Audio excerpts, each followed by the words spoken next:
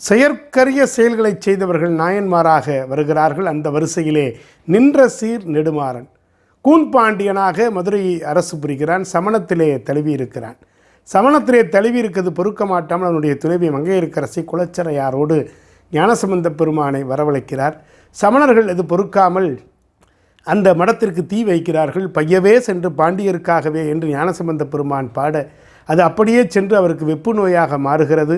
வெப்பு நோயால் அவர் அவதிப்படுகிற பொழுது இந்த சமணத்தை விடுத்து சைவத்துக்கு வர வேண்டும் என்று சொல்லி திருநீற்றுப்பதிகம் எழுவதற்கு அடிநாதமாக இருந்து சைவநெறி பரப்புவதற்கு வழிபெற்று மந்திரமாவது நீர் வானவர் மேலது நீர் சுந்தரமாவது நீர் என திருநீற்றுப்பதிகம் இந்த மதுரை என்பதிலே எழுந்து அவருடைய வெப்பு நோய் தீர்கிறது. தீர்ந்ததன் அடையாளமாக சமணர்கள் விரட்டி அடிக்கப்படுகிறார்கள்.